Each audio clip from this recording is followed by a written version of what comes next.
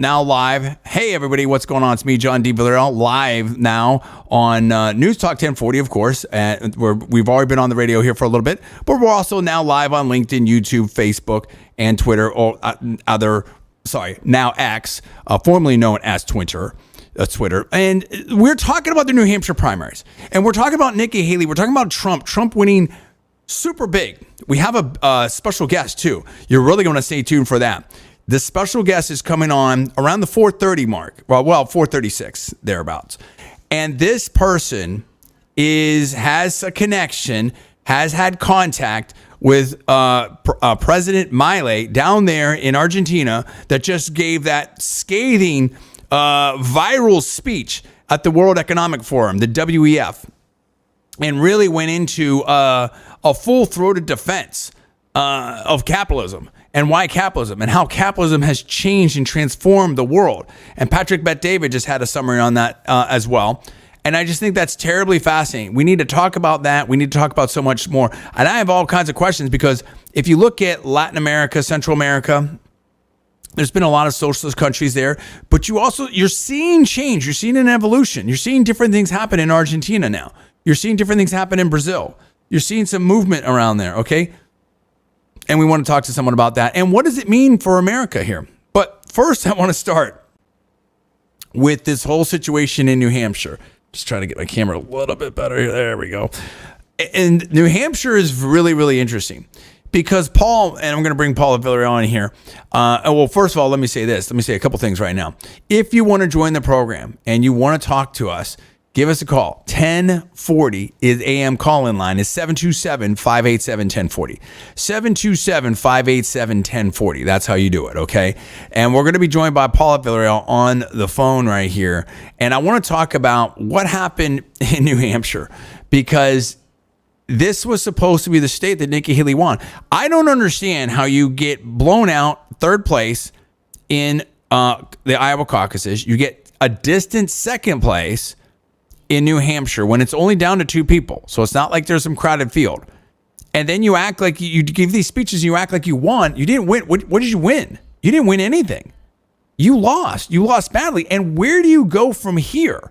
You're going to lose in South Carolina. Now, she's already tamping down expectations about South Carolina. That's her home state. That was a state that she was a governor in.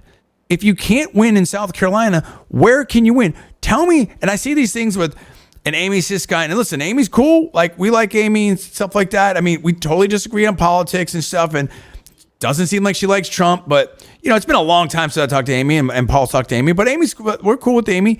But it's like I see these posts that she, oh, hey, Nikki Haley, her fundraiser in New York. And there's more and more people and billionaires inside. It's like, okay, great. Waste more money. I mean, like, where do you think that's going to do? How much money has she spent? She spent like so much money so far. Like, and it hasn't done anything. Like, how is this going to be different? How does this change the game? And the answer is it doesn't. And yet, so, and then even Ronna Romney McDaniel, who runs the RNC, who's not run, but chairwoman of the RNC, Republican National Committee, has said it's time to drop out and endorse Trump and, get some kind of consensus coalition here, some unity, of the party together. And Nikki's like, no, I'm not doing that. It's like, so why are you running? This is shades of John Kasich all over again. This is 2016 with different people in the mix. Let's bring Paul in right now. I mean, Paul, she got crushed. And if you look at the prediction markets, like the chances of her, according to the prediction markets, have not gone up. They've gone down. What exactly is Ambassador Haley doing? Why is she still in this race? It's a great question. And hey, what's going on, 1040 News Talk audience? Look, there's a whole bunch of different thoughts about this. One of the main thoughts about this is that she's in there to kind of disrupt President Trump's chances of being reelected. Operation Chaos. One of the things. Operation Chaos, as people remember from 2008, I believe that was to help Hillary Clinton kind of dilute Obama. I believe it was. It's been a long time. Look, I will tell you this: that somebody that's pretty well connected politically told me that the strategy for Haley right now is to try to make it through South Carolina, which means don't lose too badly, and then make it to Super Tuesday and try to focus on like 6 states and try to do well or possibly win them. And I believe one of those states is going to be Virginia, if that plays out, because of course there's a lot of government friendly Republicans, in my opinion, in that state who might be in Haley's camp or against Trump. So that seems to be what's going on. And I know that President Trump has said on Truth Social, look, anybody that's giving money to Nikki Haley at this point in time is banned from MAGA, meaning like, we're not bringing you in. We're not going to do anything with you. And of course, right now it looks pretty good that he's going to be elected again. So, that could be meaningful to people who might want to get a foot in the door with him. Now, we talked about this, you and I, off the air. We talked about Clay Travis and Buck Sexton, who replaced Rush Limbaugh. And let me just say something super quick, Paul. And some people are like, oh, Trump's playing tough, and oh, why would he say that? And here's the deal. If you look at this, you have to ask, I'm jumping ahead. That's how I do it. If you look at this, you have to ask yourself, why is Ambassador Haley still in this? There's nobody show me anybody who has lost New Hampshire, lost Iowa, and gone on to win. How about this? Lost Iowa, lost New Hampshire, lost South Carolina, their home state, and gone on to win. You can't show me that. So then if you think that like she's not in there, well, what happens if something happened with Trump and he can't make it all the way, and the legal stuff, whatever like that. So basically, are you saying, so let's just play this out, because I'm going to make a point here and I'll bring Paul right back in here. A couple points. So you're basically saying that are you saying that any of this stuff against Trump is legit? Was Russia a hoax? Was that legit? Was the Ukraine phone call legit? I mean, we can go on down the list. Were the impeachments legit? I mean, so you've been through this. You were in the administration. So then you're basically saying like, well, it could happen. Are you going to let the media and the left-wing people pick our candidates? Are you going to let that happen? How about this? Oh my gosh, I just got a text is she listening to the show? I just got a text from the Nikki Haley campaign. Wait a minute. Let's just see what that says. Let's just see this is crazy. This is live on the air right now. I just got a text from the Nikki Haley campaign. First of all, they got my wow. How about this? They got my name wrong. Marion, Nikki here. Quote, Trump said, if you support me, he'll permanently bar you from the MAGA camp. Quote, unquote. Here's my response. And then there's some concept. Wait, what? Like, dude, they're just sending this out. Like, what are they doing? They got my number right, but they got my name wrong. So how about that data? How about that? But the point is this: it backs up exactly what Paul's talking about. But here's the thing: if you don't think Nikki can win, if there's not a reasonable way, well, he only has just many delegates, and now we're playing delegate games. Okay, you just spent gobs of money. It's something like 70+% of Republicans want Trump. You're not going to win, Ambassador Haley.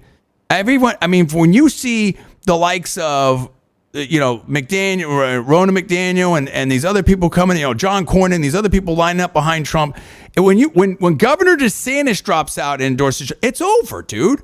So why are you in there?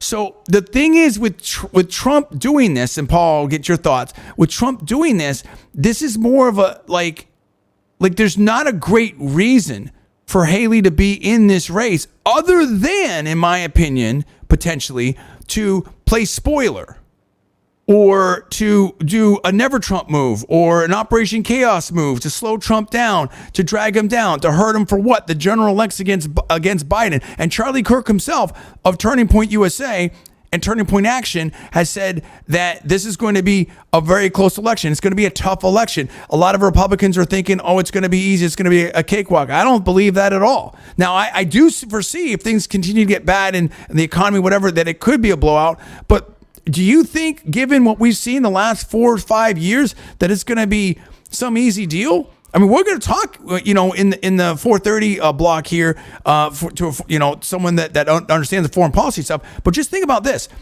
Ukraine war, Israel Hamas, a war. We did some kind of military operation in Yemen. Now there's things about an Iran drone strike. There's a lot of stuff going on.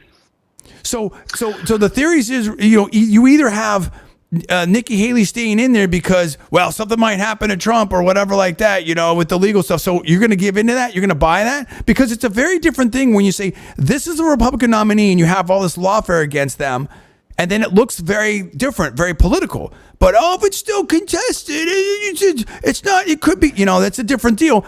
Or you say to yourself, well, I know I can't win, but I'm going to try to take Trump out. And that's where Vivek Ramaswamy has his criticisms against Nikki Haley, that basically that she'll do whatever for money. I think he was on the one of the podcasts was Schultz.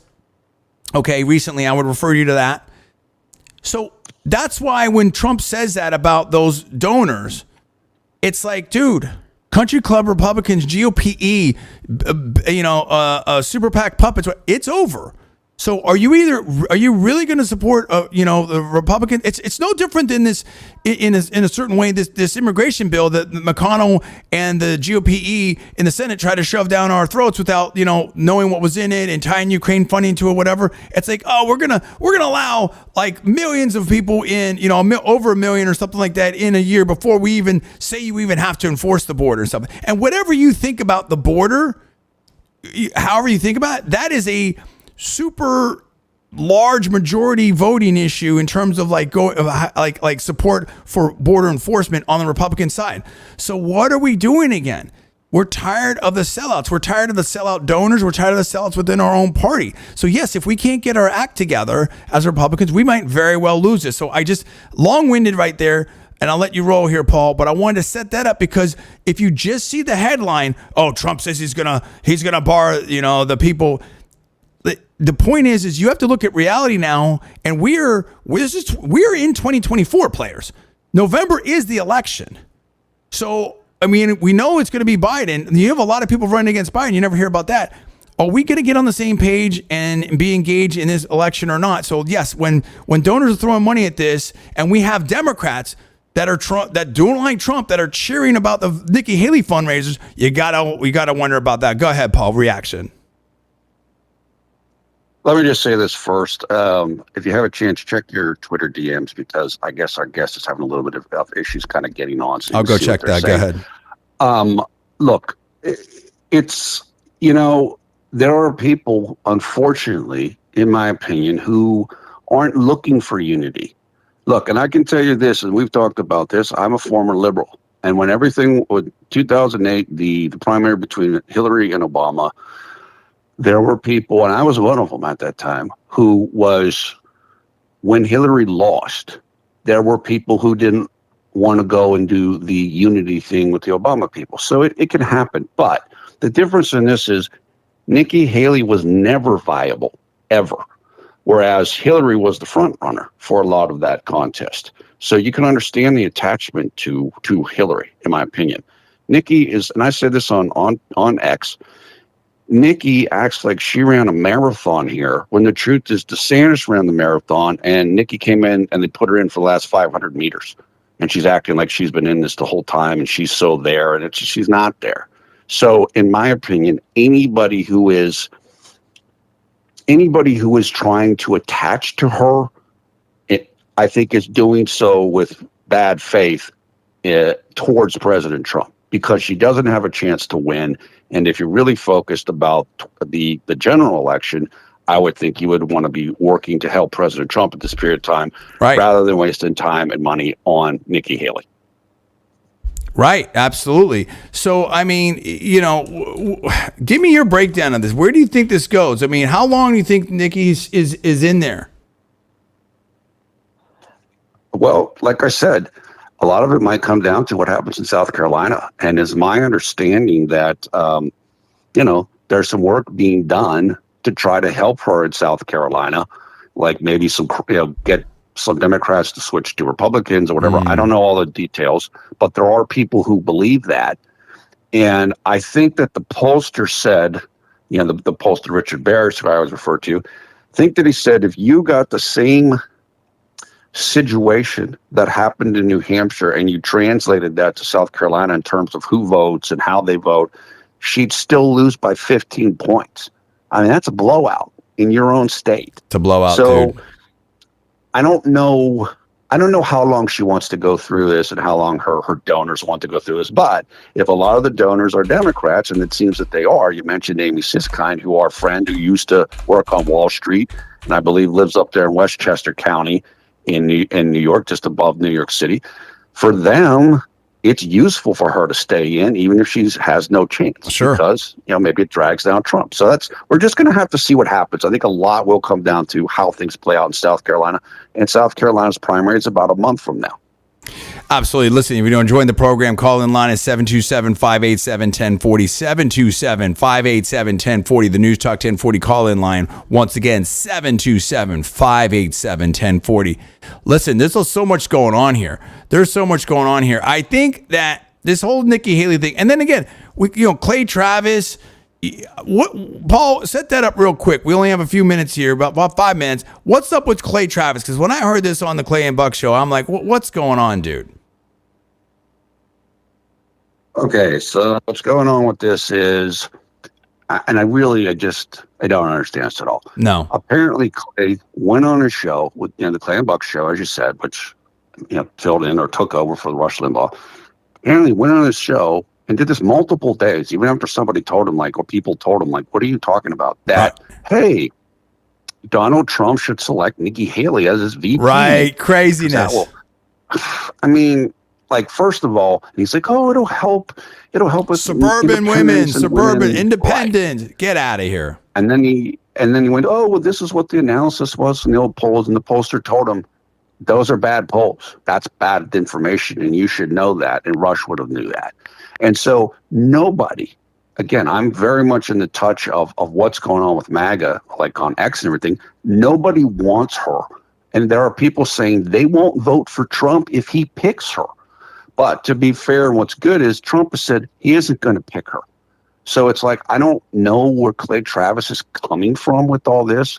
My guess is that he's just naive and he just doesn't understand the political game.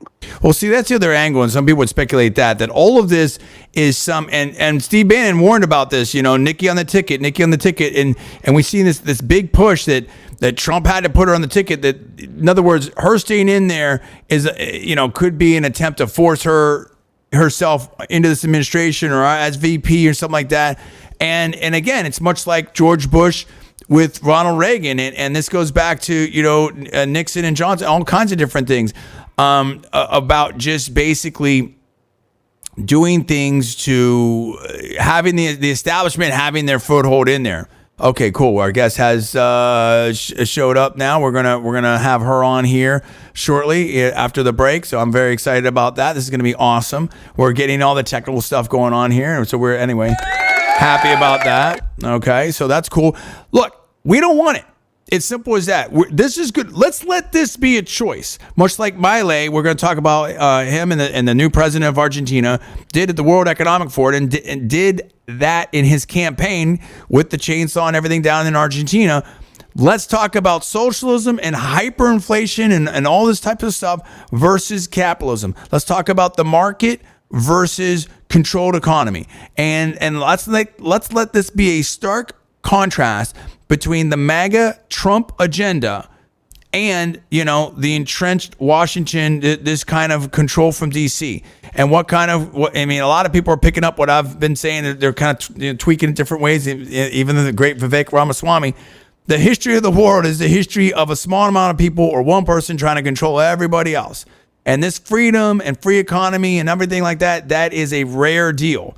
And that is an American deal. But now is being exported, which is why it's so important to have people in this administration, this second Trump term, if he gets in there, being full on with the agenda.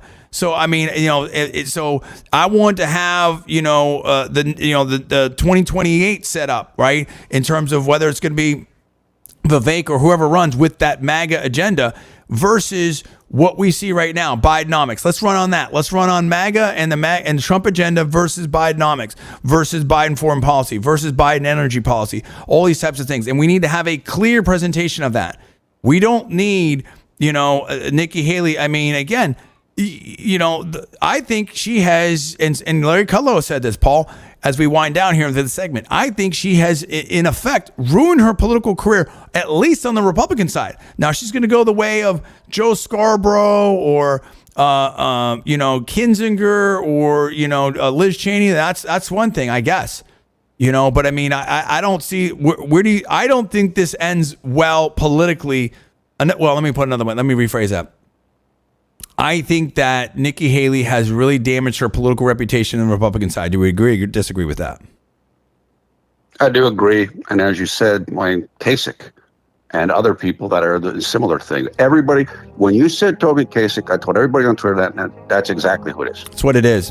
All right. Very, very good. Okay. We're taking a break. First segment is down, and get ready for the second segment because we are going to be joined by a special guest. It's going to be awesome. She's got experience down there in Argentina and knows the new president of Argentina, Juana de los Santos, will be joining us in that second segment. You're listening to the John D. Villarreal radio show here on Newstalk 1040 and live on X, LinkedIn, Facebook, and Twitter. Be right back in 6 minutes. Stay tuned.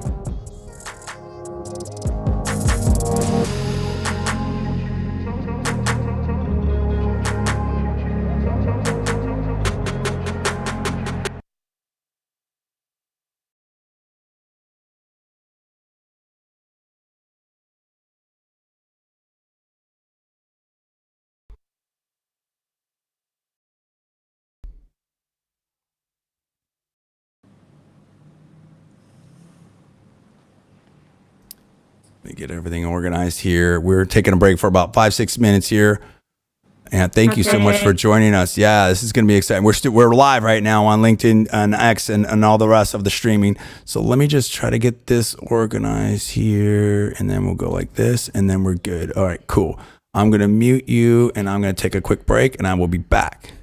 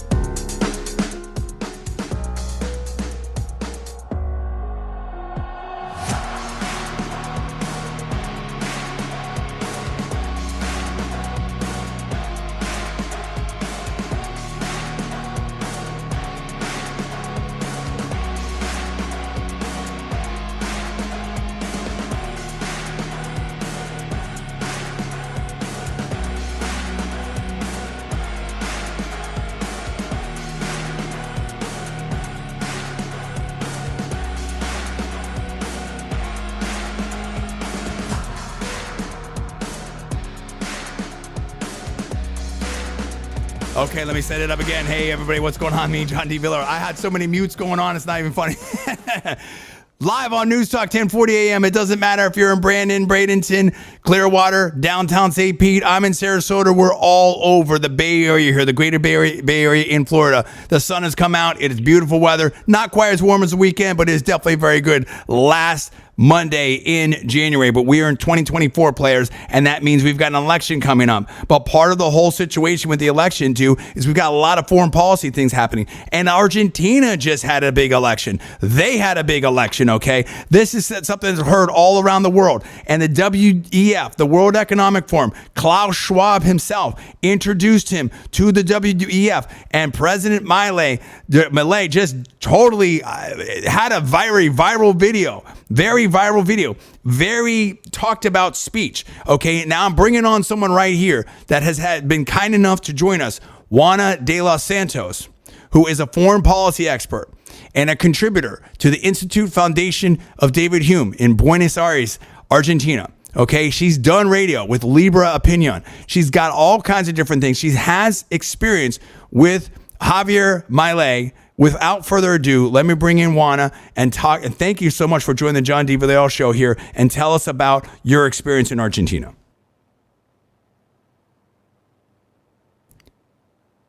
Okay. Whoa. So my mistake. I'm sorry. Go ahead. That was I did it. Go ahead. Now you're going. Let's start it again. Okay. Thank you.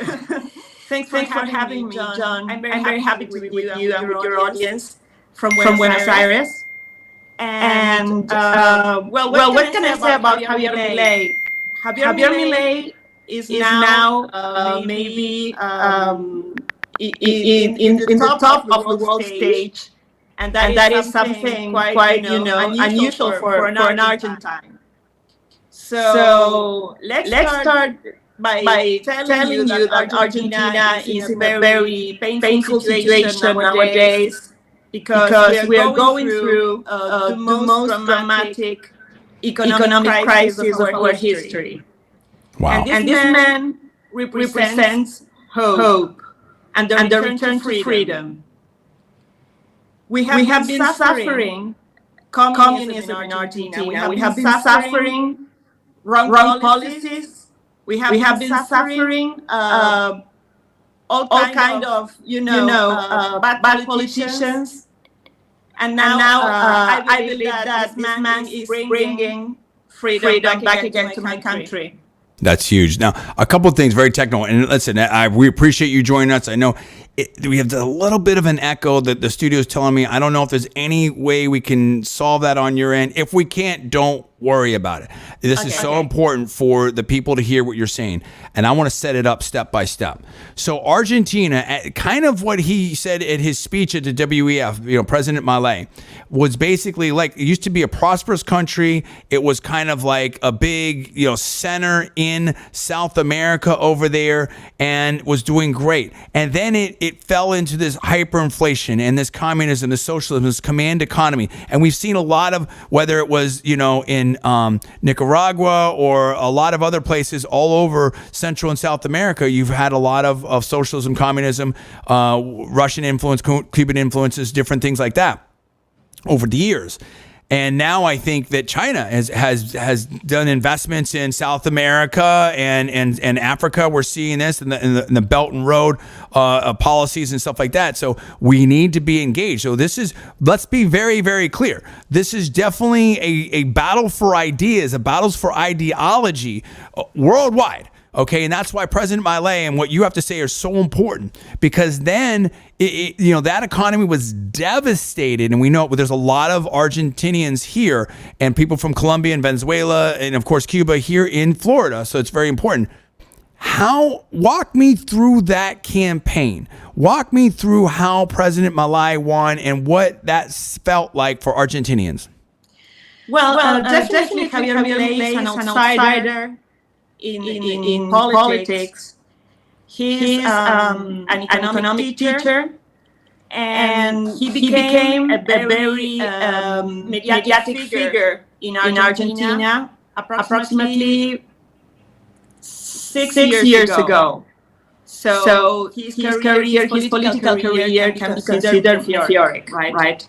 he's sort of a miracle here. That's unbelievable. Because traditional politics here, took very dramatically the scene, and it's almost impossible for an outsider to get into the political scenario.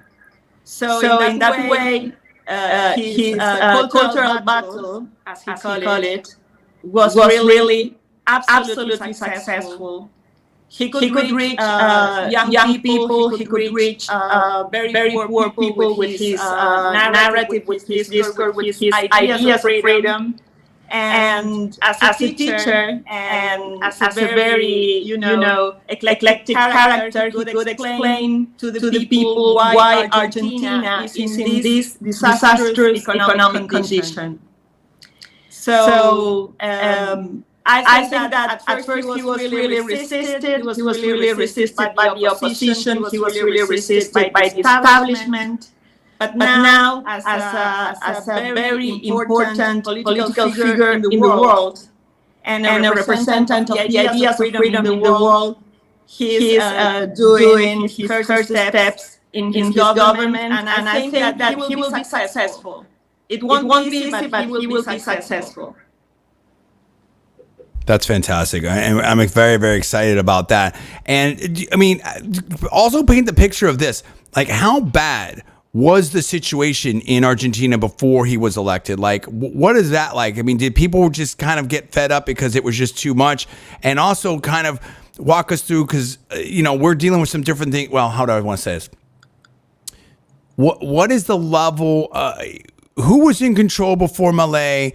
How free and fair were those elections, in your opinion, if you can speak about that? What were the levels of economic conditions? Because it's, I find that, we've seen the history of the world where if a socialist, let alone a communist or totalitarian party or person takes power, they don't usually give it up super easily. So I kind of want to understand, well, a lot of people in America, they understand that he's won, they've heard that name, but they don't know anything about like how that came about, telling that story. Let's tell that story.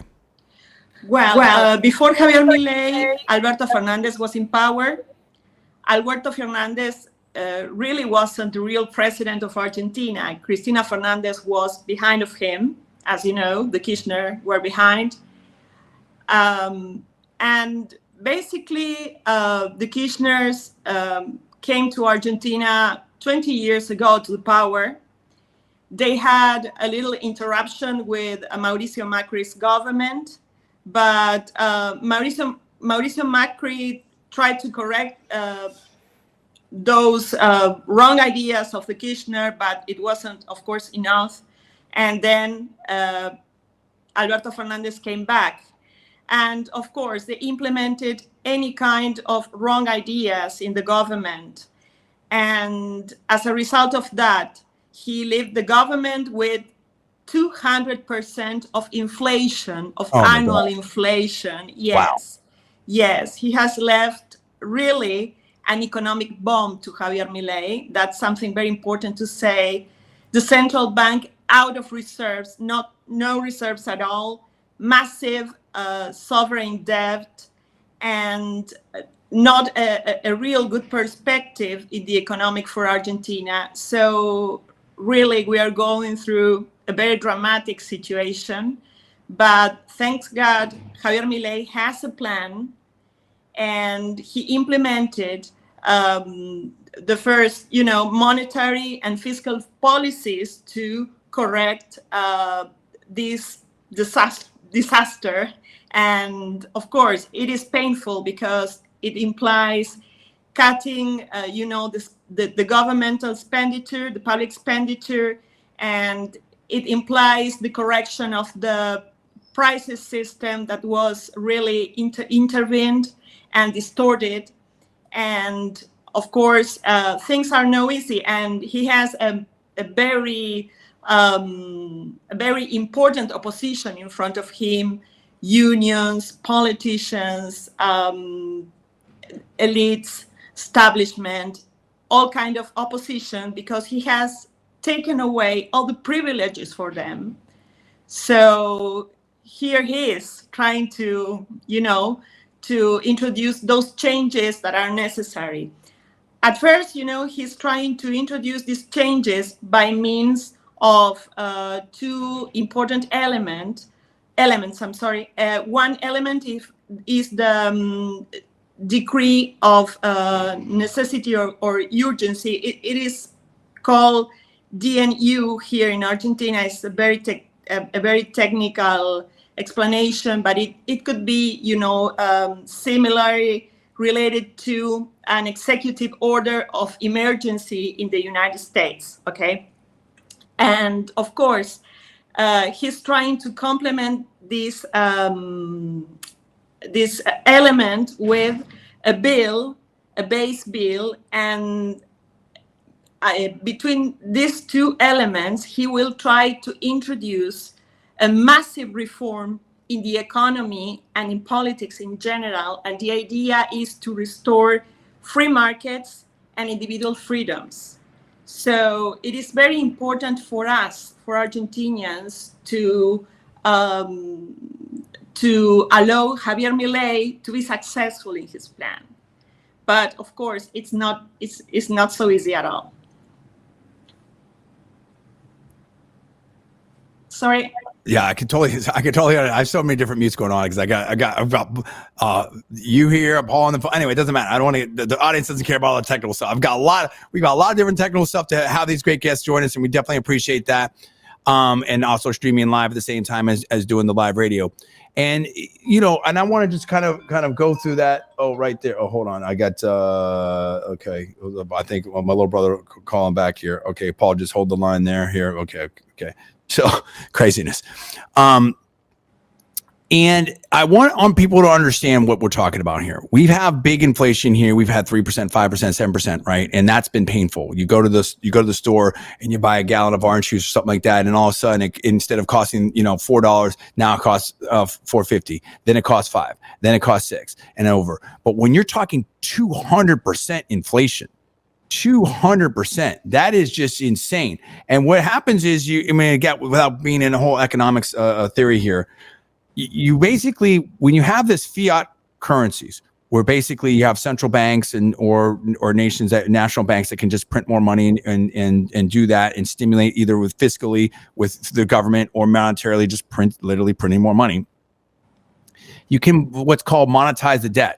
You get yourself in these little debt loops, and you just have to print more money to service the debt, and that devalues the currency, and that raises the inflation. And so for those that have assets, it inflates the assets. But for those that don't have assets or renting or have savings and have the money in the bank, you are losing purchasing power the whole time. So then you see these pictures that we may have seen on the internet or on National Geographic back in the day or whatever, different magazines, where you literally have, whether it was Zaire or Argentina or other places, people bringing shopping bags full of currency just to go to the store to buy bread.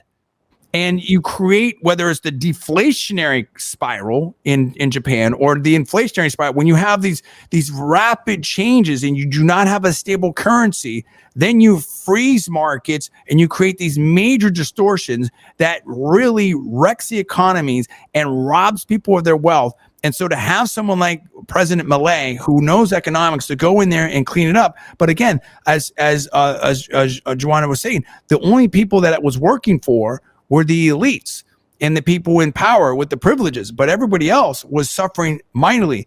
So tell us about how you got to know President Milei, number one, and number two, kind of give us an update about what he's doing, some of the reforms that he's instituting right now. Okay, so about Javier Milei, about President Milei, I have the enormous pleasure to meet him 6 years ago. I'm not his friend. I'm not in contact with him. Okay. But we move in the same circle of people. Yeah. And what can I say? He's like, I was working for other candidate at that time, other liberal candidate at that time. That's okay. It happens in politics. It is funny because we met in a dinner, and finally he's the president, not the other candidate. That's amazing. Funny. That's amazing. And well, what can I say? He's a great person. He's very authentic. The person that you see on the screen is Javier Milei. He's not a constructed politician. He's not a coached politician. He's real. He's devoted to his work. He's devoted to the ideas of freedom. By the time I met him, he was really involved in his work, and he wanted to win the cultural battle. And that means, going into a stage in a theater and play a comedy telling people about freedom. I love it. I saw it with the chainsaw. He was doing all kinds of different things. Yes. And he's not scared about, being ridiculous. He's not scared about being called a crazy man. He's just pushing the ideas of freedom. He's just telling people what bad politicians do to the economics of the country. And basically, I think it is related with Davos, John. I think that What did you think of that speech? Okay. Sorry? Well, what did you think of his speech to Davos, to the World Economic Forum? I think it was great. I think that when he talked about, do you remember the part that he talked about the market fails? Yeah. Yeah, and the market fails don't exist. Well, basically, he was saying to Klaus Schwab in his own face that the World Economic Forum shouldn't exist. So it was great. But he just pushed the envelope in such, a soft way, but he was great. I don't know what to say. And just to paint a picture here real quick, let me ask the programming, are you able to stay for one more segment? Yeah, of course. Okay, perfect. Because I know Paul's going to have some questions and stuff like that. And there's a lot that we need to unpack here. And I really want people to stay with us. This is such an important topic and such an important guest. And we appreciate your time. And so, yes, absolutely. I study a lot of law and economics, Professor Cooter, Robert Posner, Judge Posner, all these types of stuff. And I was kind of a savant in that at Berkeley and everything. I'm just super good at that type of stuff. And we would say in law and economics that there are market failures, asymmetric information, externalities, and monopolies. So, okay, if I control all of the search or I have, the only site you can post videos on, and you can't post anywhere else, well, that's a market failure. You need antitrust, to break that up with the market. Or if I'm selling you a car and I know everything about it, you know nothing about it, and it looks great, and then all of a sudden it falls apart, a week later. I knew too much about that car. I had an unfair information advantage on that car, or externality. I have a nuclear power plant here and I'm dumping waste in your backyard, or smokestacks are carrying over there. Well, I'm doing damage to you, but I'm not paying for it. So those are ways, law and economics would say there are market failures and times where government should step in. However, I don't want to have that fight and debate here. Okay. But you can comment on that. I have no problem with that. I'm just saying I'm not going to. I think that he was more talking about stakeholders capitalism, this idea of Karl Schwab's. And that Karl Schwab's introduced these ideas of stakeholder capitalism that is causing so much headache today to companies and corporations, and that's to kind of like the woke capitalism that we're seeing. I'm sorry, we have about 5 minutes before this break, and I just want to make sure that that's kind of the woke capitalism that people are decrying here in America, which is basically, instead of saying, hey, the shareholders are the ones that own the company, and therefore you have to have a duty to them and increase profits, do whatever. So no. We need to worry about the stakeholders. It kind of sounds similar, but it's different. The employees and the neighborhood, and maybe we have to do ESG, environmental social government, or DEI, or all these other things instead of the actual owners of the company. And so, it's kind of what Vivek was talking about with woke capitalism with his book and stuff. And a lot of people have been talking about this. And I would say this, I'm not criticizing President Milei at all. And I'm not saying I know more about economics than President Milei. What I am saying is, although I am a super genius, I'm pretty good. But what I am saying is, the overall point we 100% agree, which is, if I have to trust the market or trust sometimes unelected group of bureaucrats to very small to make decisions. We've never seen a command economy work anywhere ever. Okay. And so the market, and he talked about, voluntary transactions will sort it out. And there may be a time, of course, nobody's saying we don't need some government. Nobody's saying that there isn't a civil society, Locke and Rousseau and all these types of stuff.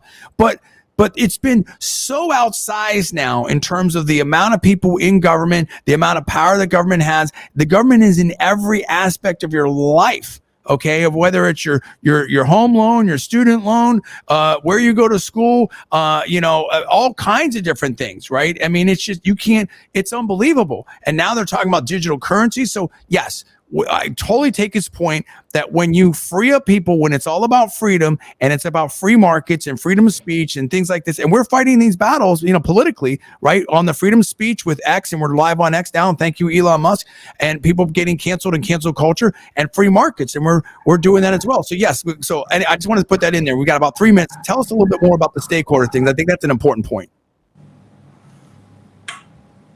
Go ahead. That was to you. I talked very fast. Sorry? I wanted to, you had a point about stakeholders and how that's different than shareholders. So just go with that for a couple more minutes and I'll round up the segment and we'll take a break. Okay. Yes. I think that his critique was related to that and this idea of intervention and basically, that he is more related to the Austrian School of Economics and to the ideas of Friedrich Hayek and Mises, and maybe a little bit, about Murray Rothbard, which is extremely libertarian.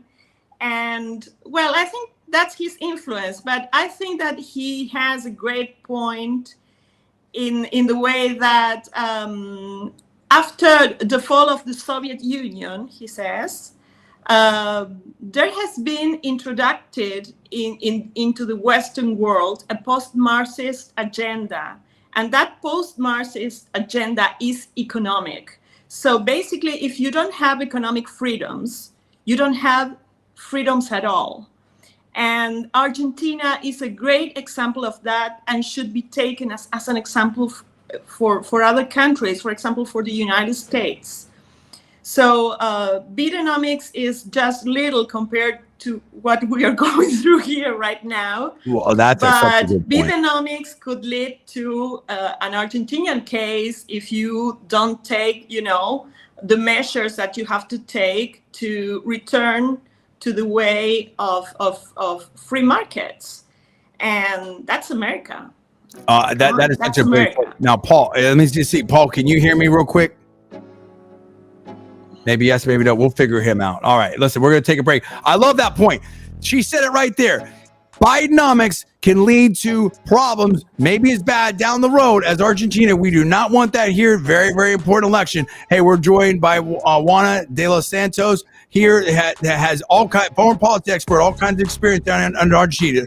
You're listening to the John D. Villarreal radio show here and also on Newstalk 1040 AM, also live on X, LinkedIn, YouTube, and Twitter. We'll be back in 6 minutes. Stay tuned.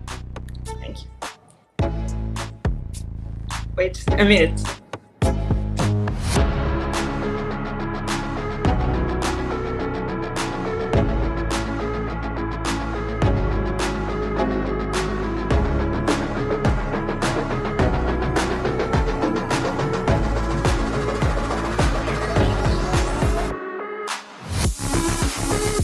Your home for news, talk, and information. 1040 WHBO Pinellas Park. Tampa Bay's all new News Talk 1040. It's the only way I get news.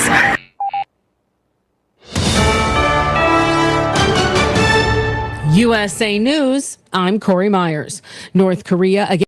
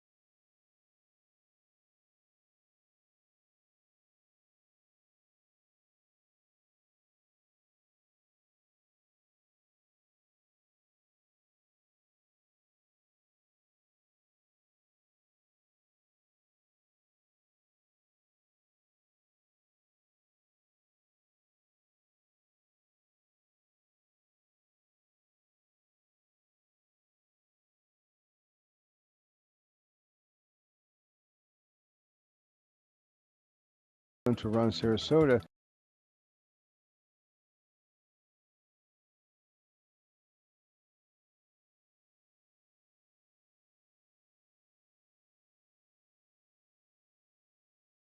This afternoon, only Ryan.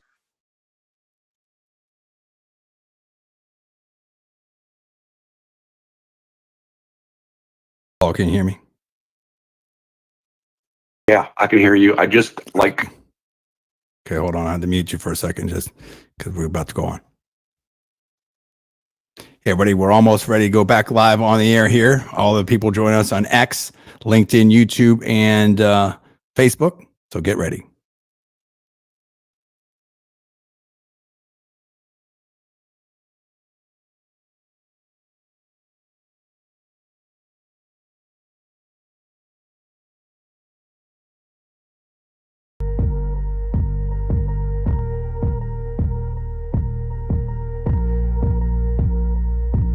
Hey, everybody, what's going on? It's me, John D. Villarreal. Hey, it's hour number 2, last Monday here in January 2024. Can you believe it? It's 2024. And we're joined by the Newstalk 1040 audience all around the greater Tampa Bay area, downtown St. Pete, Tampa, Sarasota, Bradenton, Brandon, Lakeland, all over the place. And we appreciate you. We're also live on X, formerly known as Twitter, LinkedIn, YouTube, and Facebook. We're talking business. We're talking politics. We're talking all kinds of stuff. We're joined by a special guest, Juana de los Santos, who is a political consultant, a foreign policy expert, someone that knows a lot, someone that has met President Milei down there in Argentina. And she was telling us all kinds of stuff about what was going on in Argentina, the stuff, the World Economic Forum speech, everything like that. I want to bring in Paul at Villarreal right here. And I know, Paul, like you got a huge, we did the reveal, right? And actually, we should talk about that a little bit, but later. But you met Juana, I hope I'm pronouncing that right, Juana, on X, and you've got a huge following there. What do you want to say to the Newstalk 1040 audience and Juana? Well, let me just say, I mean, we had a little bit of technical issues between me and you. I hope Juana can hear me because Yes, I can hear you. And she can. Go, Paul. Go. Light it up. Awesome. Yeah. So look, Juana's great. I have known her for a while on Twitter. We met through like a mutual friend. I totally respect Juana's opinion. Obviously, she's an expert in matters of Argentina because that's where she lives and she's been at this game for a while. I think the audience and you can hear how intelligent and up on things she is. So I'm glad we can have her on. She is amazing. Look, I just said it on Twitter. I'm like, please go. Everybody needs to go and follow Juana because, you know, you're going to get a real resource if you do that. And look, like I said, Juana and I talk all the time. Well, tell me about this real quick, Paul. Tell me about this real quick. Yes. Like, you're big on X. You've got like, you know, over 16,000, almost 17,000 followers. I mean, what's the reaction on X with this President Milei winning? What is the reaction with what Juana, the value that she's able to bring that we're doing it here on the air right now? Bring us into that kind of conversation at world. Oh, look, I mean, people love Juana. I mean, I just had one of my followers say to me, like, yeah, I followed her a while ago because she told me to, and I'm so glad that she did. Not only is she like really knowledgeable, she's really nice, which I can definitely vouch for that. Look, the election season for Milei was stressful, as Juana and I both went through together. It's a 2-round affair. And after the first round, everybody thought Milei was going to do really well, and it turned out he was down 6 points. And so it's like, oh, no, we're going to lose again. And I remember Juana was not, feeling great at that time, and I don't blame her. And I tried to kind of pump her up. And, of course, now here we are because the people down there, the voters kind of saw the light. And, look, Milei mentioned this, and I know that Juana just talked about this too. In the Davos speech, he talked about the, 40 years of prosperity for Argentina. I want to say late 1800s into like the early 1900s. Juana knows this, and we kind of touched about this on as far as Argentina's history. There was, starting around 1930, there was a coup in the country, and that coup ended up eventually bringing in Juan Perón and Peronism. And when Don't cry for me, Argentina. Yeah, exactly. Evita, right, his wife. And eventually, and Milei talked about this, you essentially got 100 years of various versions of Peronism. That's my take on it. Juana might correct me on that. And now I think Javier is trying to fight against that. And as Juana said, change the course of Argentina's history. Now, for those that don't know, Paul actually real quick. For those that don't know, Paul's actually a history major from Cornell University, an Ivy League school. So definitely Paul is up on the history. But we definitely have the expert here. Juana, anything follow you? I want to bring her right back in here, Paul. Anything you want to tee up for Juana? Okay, thank you. Paul, you're very generous. I'm absolutely grateful with you. I'm amused. All right, welcome. Thank you so much for your generous words, really.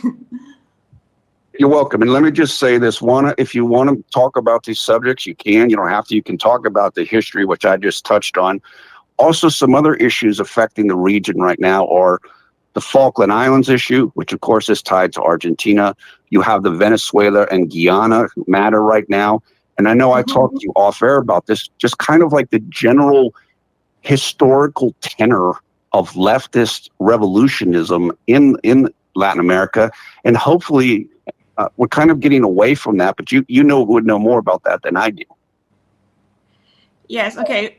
Basically, I'm trying to make an overview about the Argentine history because, it's very vast and it's very controversial on several points. So basically, let's have an overall view. As Javier Milei said, Argentina was a very prosperous country at the beginning of the 20th century. I think it was among the 10th wealthiest countries in the world, really. And in the beginning of the 20th centuries and the last 19th century, we had the generation of the 80s that were, sort of a second generation of founding fathers of Argentina. The first generations were the founding fathers of the independence, General San Martin and General Belgrano.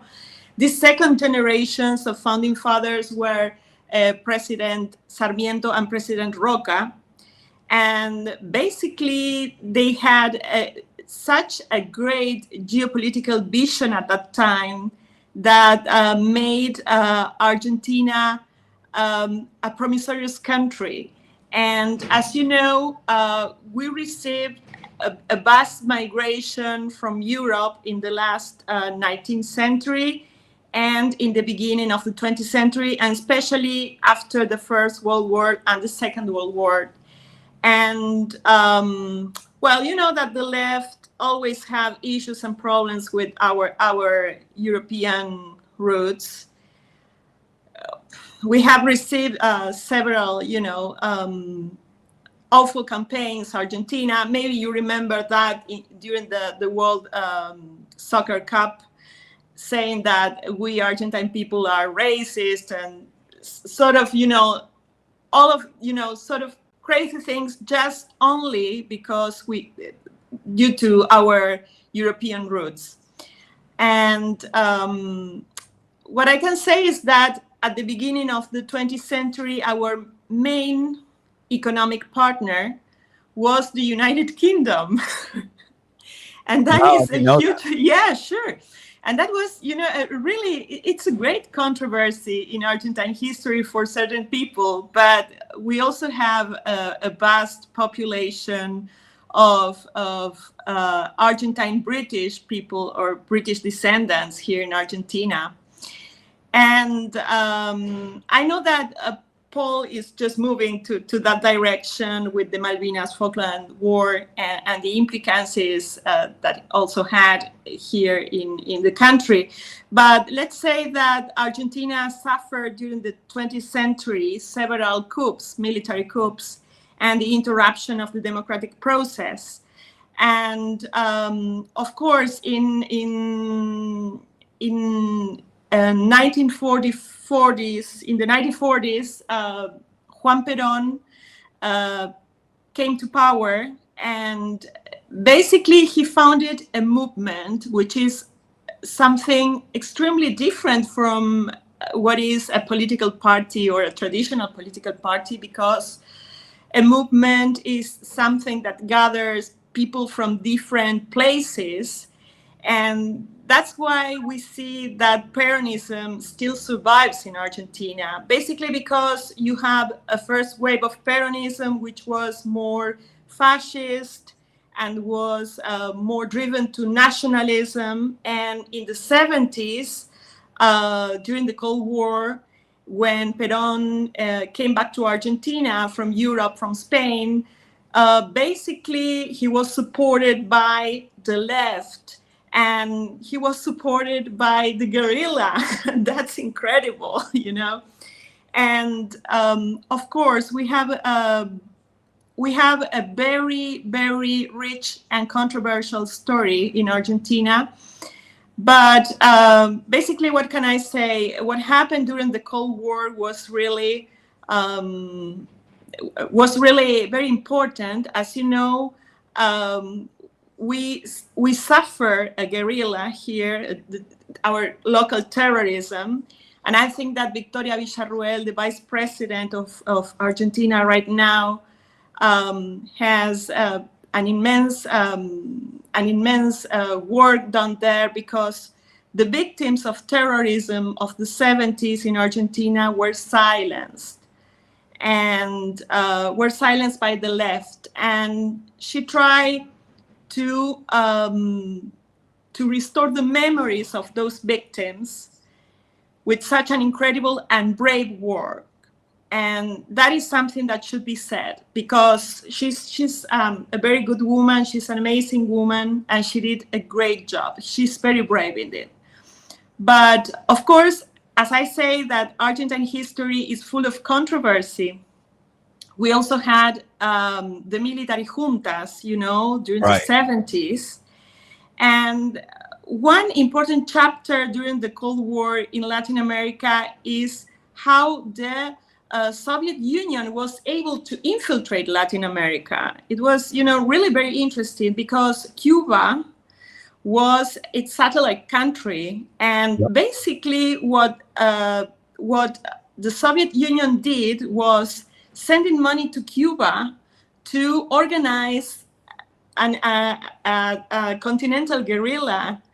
And basically they trained people from Argentina and from different places of Latin America. And then, as you know, these people came back to their countries and killed other people. That was really very, very dramatic during the 70s. And then the Soviet Union, in the same way, supported the military in Latin America. So it was like, you know, a double game of the Soviet Union. That is something very interesting. And what the military juntas did in the 80s, for example, in Argentina, was being the main partners of the Soviet Union. That's incredible. It's incredible, really. It is. On one side, they supported Cuba to implement the guerrilla. On the other side, the Soviet Union made businesses with trade with, you know, with the military juntas. That's incredible, really. So, and see, a lot of people will remember that, and Ollie North and Reagan, and you know, some of the different things, and they had, you know, Tom Cruise had a big movie, or you know, Made in America, about, you know, the whole Iran-Contras type of stuff. But how did Argentina get to this point where they elected President Milei? Like very briefly, like what was it like where people are like, enough of this, we need something different? And how did they know to go to this? Is it because of you know, Trump and how he's done in America? Is it because of you know, Poland and Hungary? I mean, there's a freedom wave sweeping the world right now. Like, what changed in Argentina? I think that we have a vast experience in economic crisis. You know, we suffered several economic crises in the last, let's say, 50 years. I think before the return of democracy, that was in 1983, we suffered the previous economic crisis with Martínez Dios, and then we suffered another economic crisis with President Alfonsín.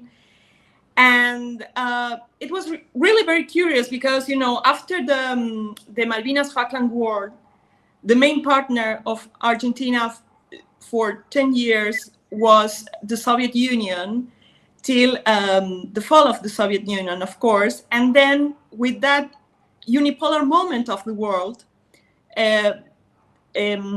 President Menem get closer to President Bush, and then, could restore sort of a bridge to the West for the country, and it also include prosperity. So belonging to the West for Argentine people means being prosperous. And that is something very important to remark, because China is coming with its money, and Russia is always surrounding with oligarchs. And you know how is Latin America. You can see that the pink tide in other Latin American countries. But we really know that prosperity comes with freedom and with countries like the United States.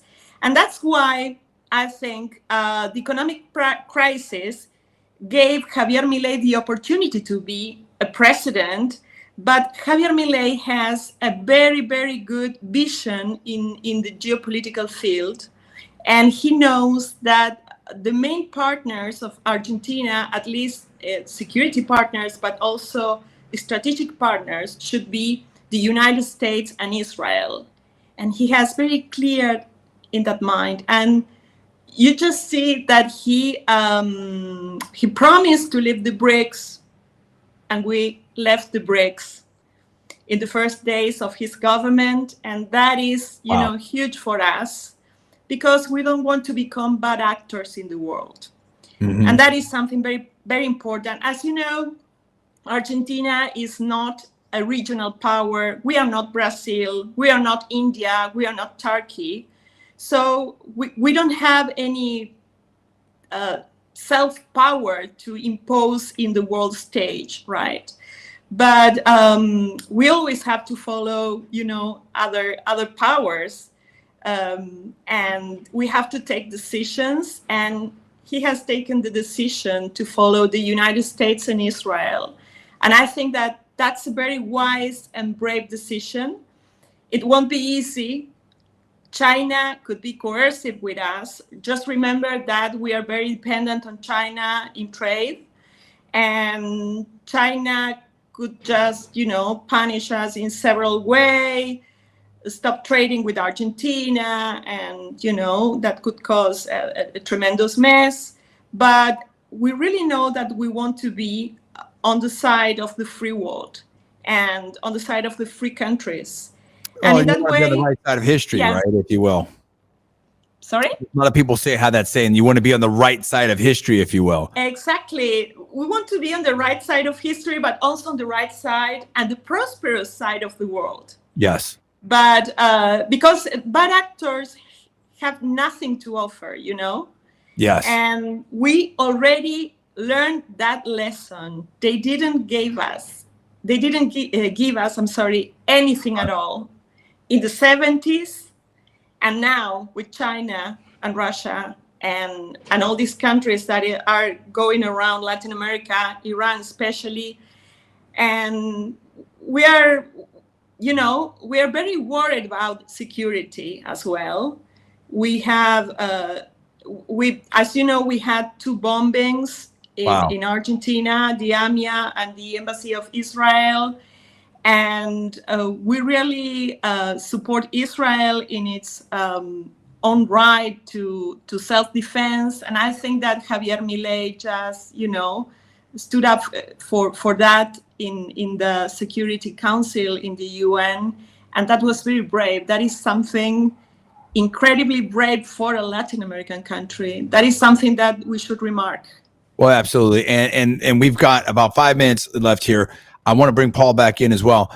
But how you've talked about some of the things that he's been doing now, some of the new, moving away from the BRICS, some of the other stuff. If you want to highlight anything else that he's doing, and how is it being received? I mean, how is the World Economic Forum speech being? I know it's early days here, but how are the reforms being received, and how is he being received?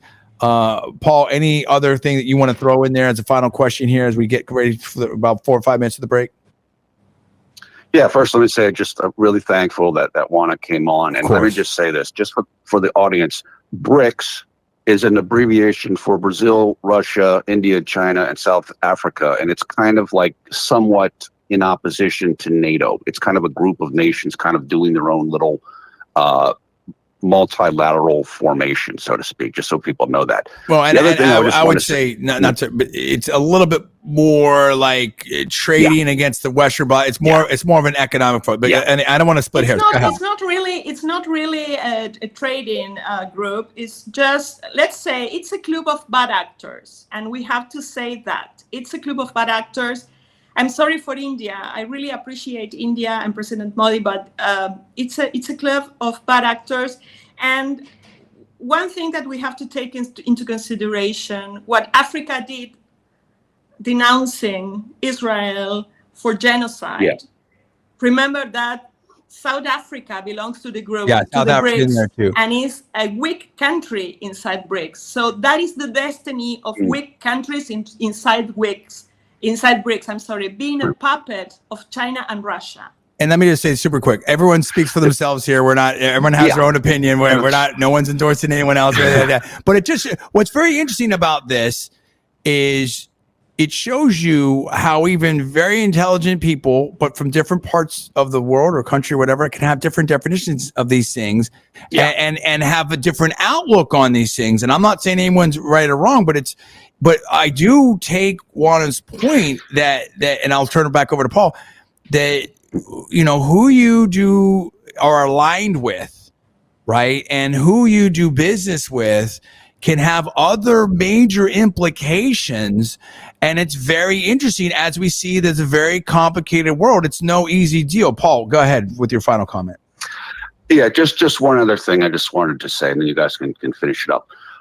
Juana talked about like the kind of the challenges and the conflict in Argentina between 76 and 83. And I just wanted to say that she might not be aware of this, but many people in America and throughout the English speaking world have referred to the victims of that as the disappeared, people that disappeared. In fact, there's a number of songs that were made about that. So fortunately, people are aware of that happened. And thankfully that's over, that period of time. Yes, it's true. It's part of our history. It's part of our dark history, and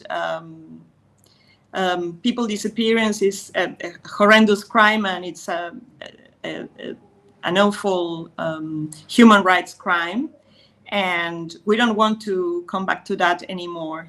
How optimistic are you with President Milei? I mean, do you feel like he's going to be successful? Are the people behind him? Are the power centers behind him? What about other countries? Like, he's got some heavy lifting. Obviously, it's not him. It's just him. It's the team. It's the rest of the government. Like, give us the future cast of where Argentina is going to be in the next 2 to 5 years. Okay. It won't be easy. I think that the worst of the crisis, may come in the following month or in the following year. But he's taken the right measures. And I think that probably in 2 years, we will be able to be better in the economics. I think that he's going into the right direction. I think that he has the support of the people here in Argentina. He has a fierce opposition too, because he's taken away privileges from political elites. By the way, the speak of Kevin Roberts was brilliant in Davos too, the president of the Heritage Foundation. I gotta wrap it up. I appreciate Juana de los Santos, fantastic foreign policy expert. Really appreciate your time. I hope the audience loved it out there. I'm sure they do. You're listening to the John D. Villarreal radio show here on Newstalk 1040 and live on X, Twitter, LinkedIn, and YouTube. Back at you. Stay tuned. Hold tight for 6 minutes for our final segment. Thank you so much.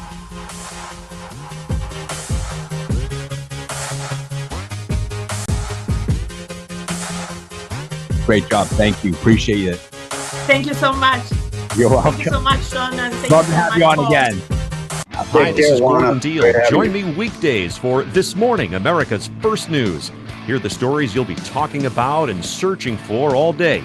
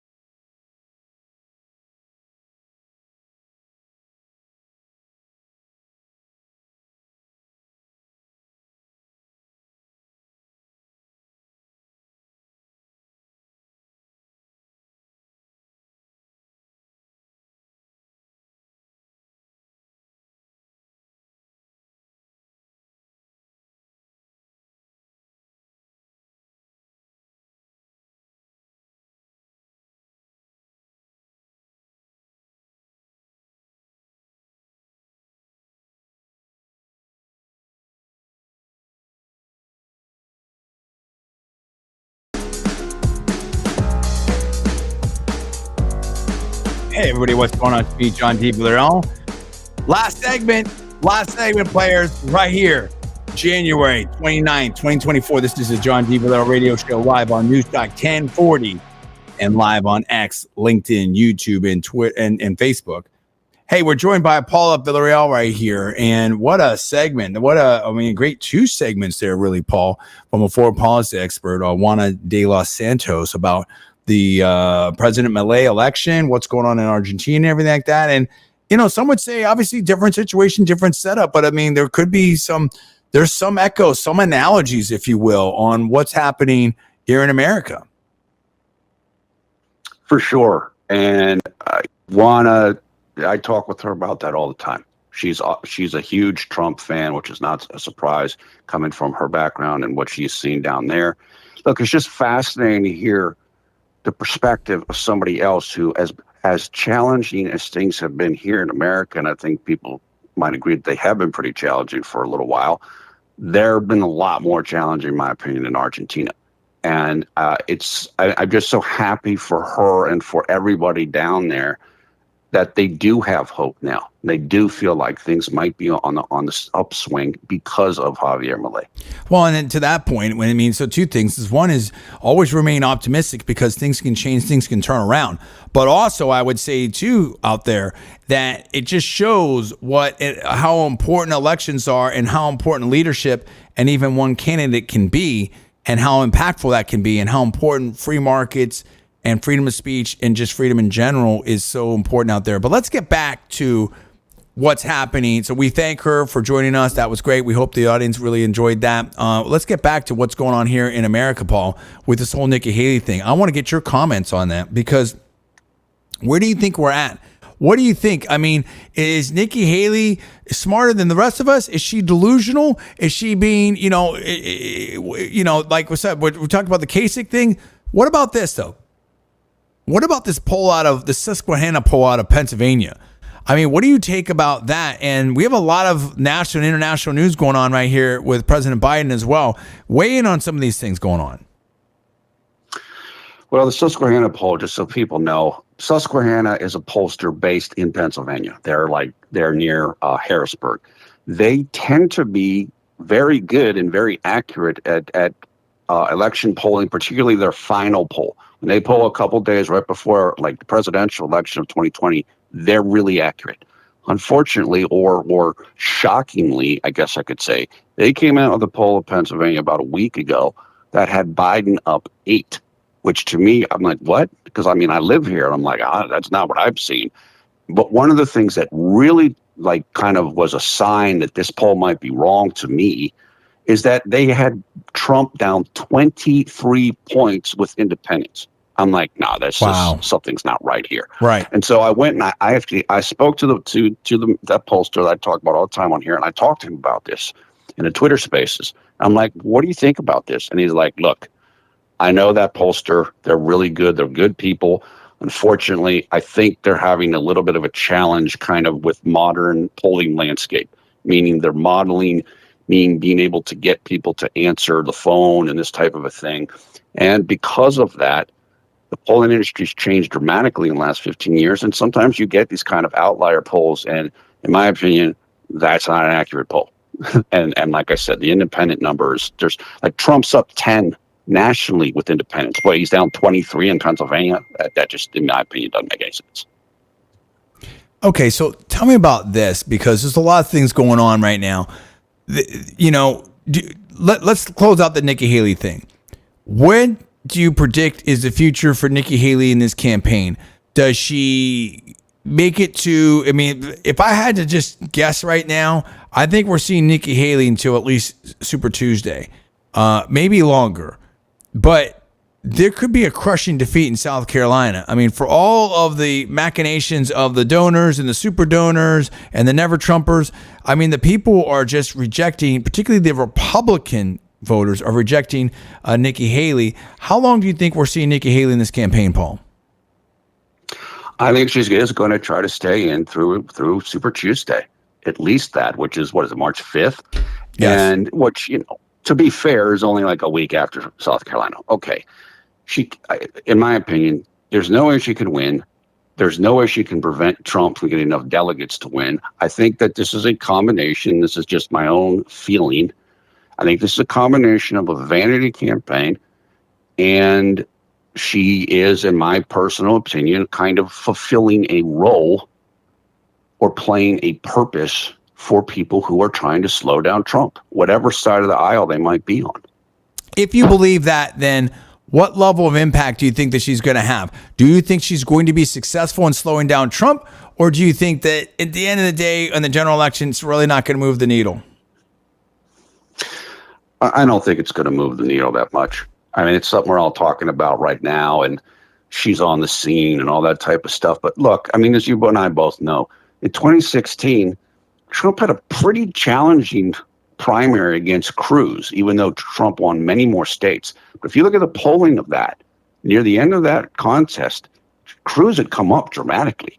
I mean, Nikki Haley's not even close to that. And of course, the Cruz-Trump primary didn't affect Trump in the general election. So my guess is I don't think it's going to have much effect down the line. If anything, I think it's exposing in a lot of ways, you know, the Never Trump crew and the insiders and GOPE against Trump. I mean, look, I mean, a lot of people have said this too. If you look at the, you know, from a lot of different sources in places, the last year or two, let alone more, have really kind of proven Trump right about a lot of things, whether it's a fake news.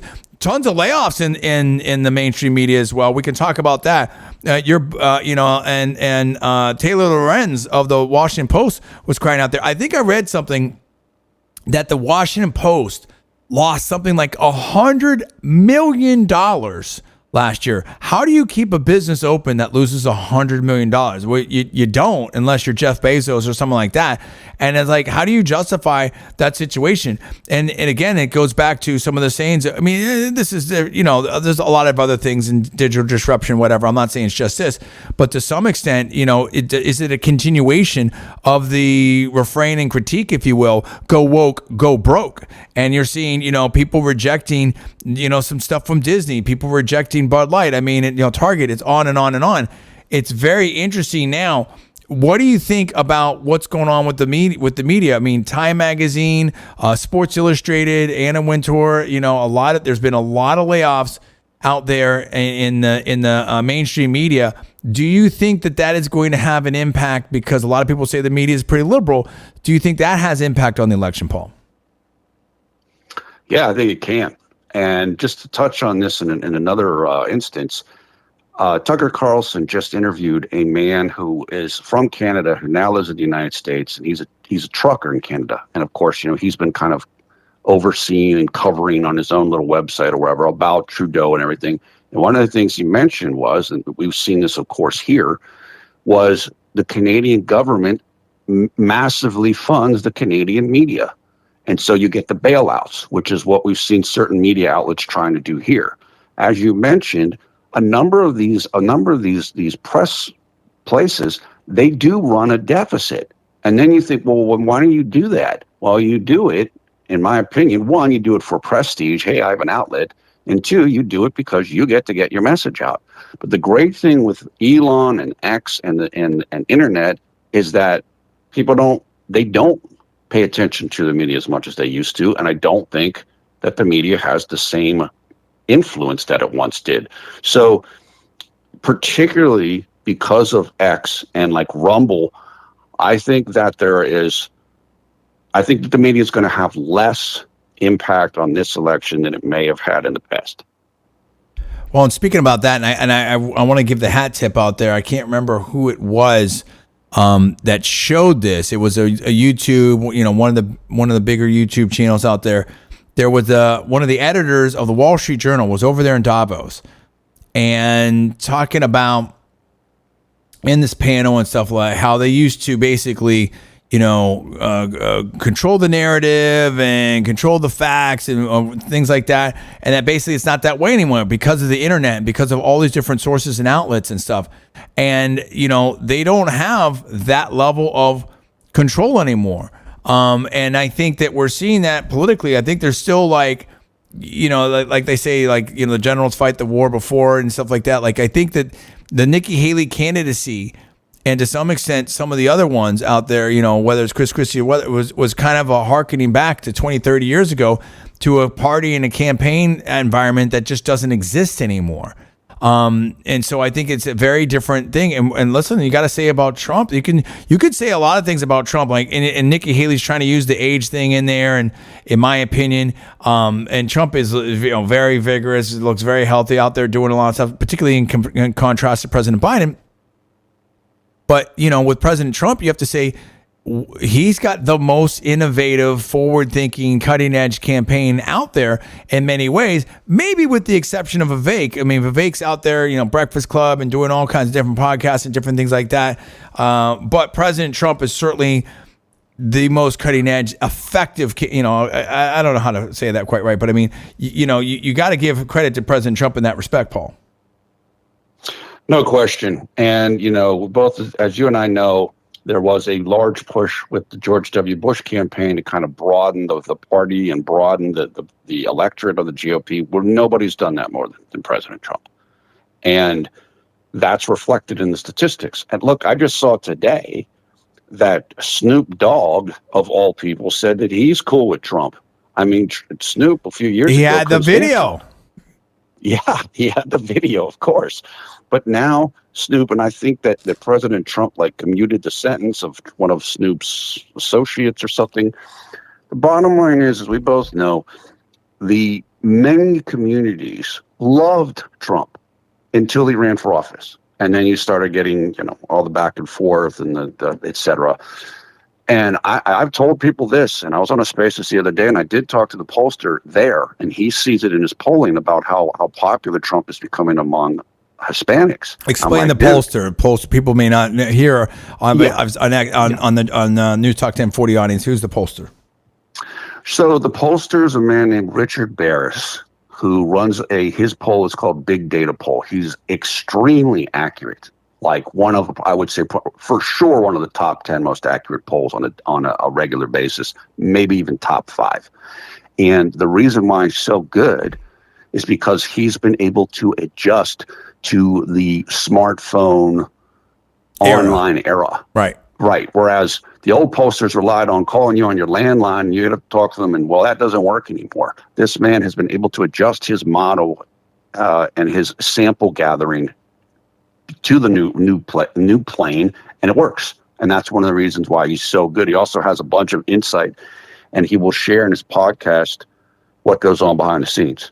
So that's the pollster. I bring him up all the time, Richard Barris. He was on a Twitter Spaces that I just happened to go into the other day, and I got to talk to him. And what he said is, we started talking about Trump and the Latino vote because, of course, John and I are both half Mexican, so we're Latino. And I'm like, look, I can tell you right now that I know people that are Latino that love Trump. And he was kind of asking me, well, why is that? Why is that? And I'm like, because Trump, well, first of all, a lot of particularly careful Latinos, yeah, particularly certain Latin subgroups are it's just they're religious and kind of conservative, and they value certain things, and I think Trump represents that well. Also, Trump is he just is kind of a larger than life figure, and a lot of people can just relate to that. They know him, they know the brand, they're comfortable with him, and he cuts through the nonsense. And I think a lot of people appreciate that. Well, I think I think a lot of people want solutions, right? And it's not unlike Argentina, we've tried all this other stuff, it hasn't worked. And when you see, people that when you're having trouble with the jobs, when you're not able to, when the jobs are being cut, when you're having a problem buying groceries, when you're having, it feels like a cultural attack on the family potentially. You have all these, people making fun of religion, different things like that. People, at a certain point, and it's like what Joe Rogan said. People have had enough of it, and we're seeing it across, all kinds of different communities. We're seeing African American men coming out for Trump. We're seeing Kanye and Snoop and a bunch of others. Floyd Mayweather. I think 50 Cent is back on in the mix now. Maybe there's a lot of people that are stepping up for that. You're seeing a lot of people, Latino community. You're seeing Trump and Governor DeSantis. The Republicans won massively Miami-Dade. I mean, look at that. So it used to be that the 3 counties in South Florida were relatively reliably liberal. Well, not anymore. I mean, and that's changing. They were thinking that, well, maybe this second generation or third generation, in Miami, maybe that's up for the Democrats, and Florida is changing dramatically. And so this whole idea that demographics is destiny, that was hoping, and we'll get to the border because that relates right to the border. The hope for the Democrats, that is evaporating in smoke, because what we're finding out is, as James Carville would say, it's the economy, stupid. Everybody cares. I mean, almost a big majorities care about the economy, care about their jobs, care about their families, care about these things, and they want freedom. And people have come over here for freedom. All these things matter. Now, when you have that mix, then you have this stuff going on the border. Paul, we had this Senate thing, the Senate bill from McConnell and the Democrats. It was like, hey, just keep the borders open unless they hit some super crisis level. People found out about it. They said, forget about that. Speaker Johnson says no. What's happening with the border?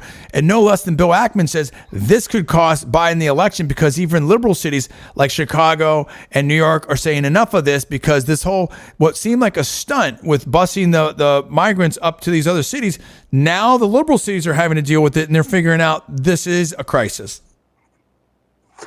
It definitely is a crisis. And what's going on with the border right now is that Texas and Greg Abbott, the governor there, were taking specific measures to try to kind of protect the border a little bit more, or close it, or whatever we want to call it. And I guess the Supreme Court, the Biden administration appealed to the Supreme Court about, look, the federal government has jurisdiction, not the state government. And the Supreme Court sided with the Biden administration. So now you're getting kind of this like clash of federal versus state governments over this issue. And according to polling, the border situation has overtaken inflation as the number one issue. Well, let me just say this super quick. I want to say 2 things. I'll turn right back over to you. Think of how crazy that is. The Biden, so Texas says this is the crisis. We've got thousands and tens of thousands of people, the migrant caravans coming in over here. We've got people staying underneath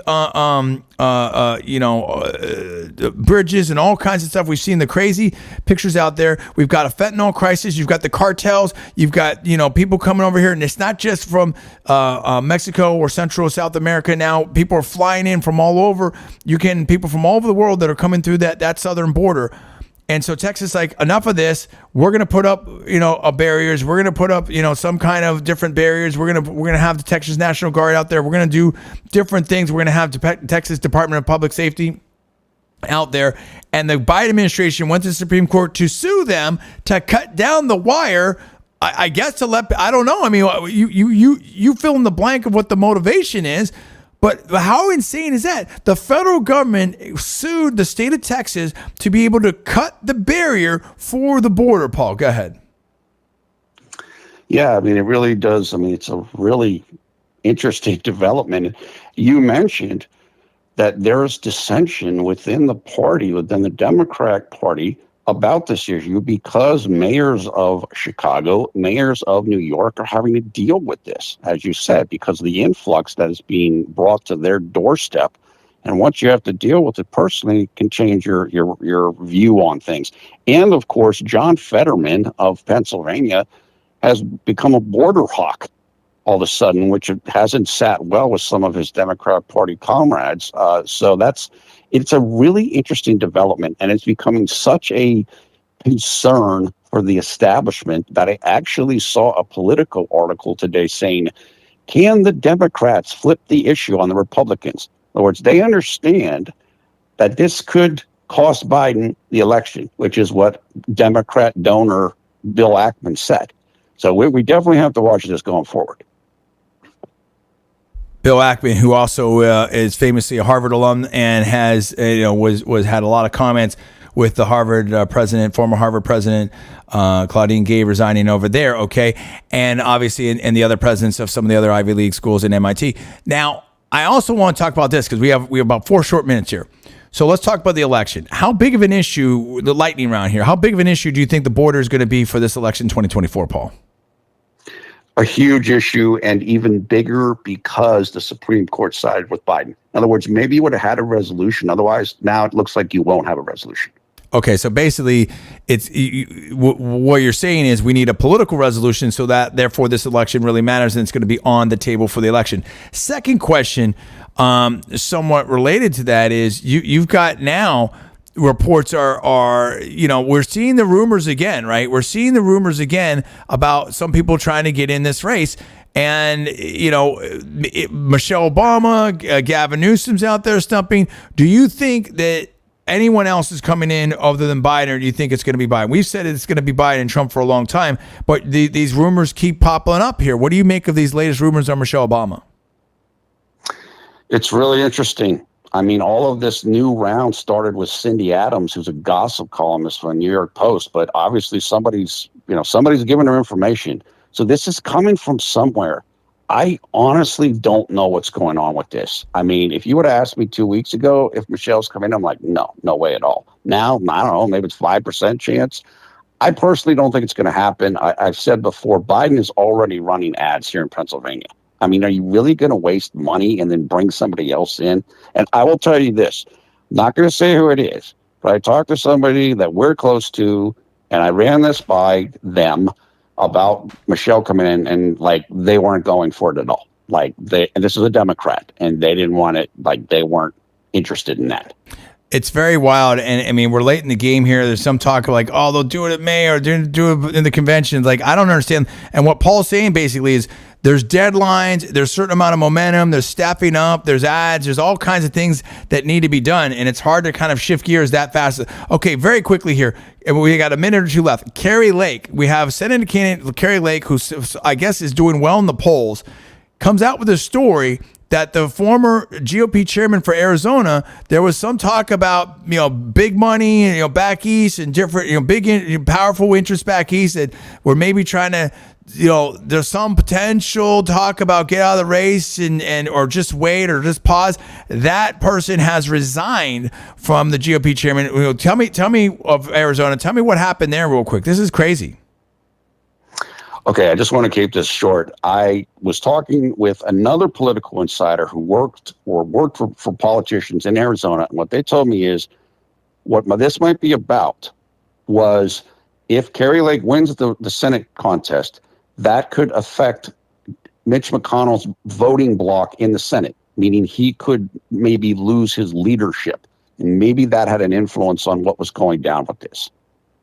Super, super crazy. So much going on here. I'm telling you what, right now, let's sum it up. Good week for Trump or bad week for Trump, Paul? Oh, I think great week for Trump.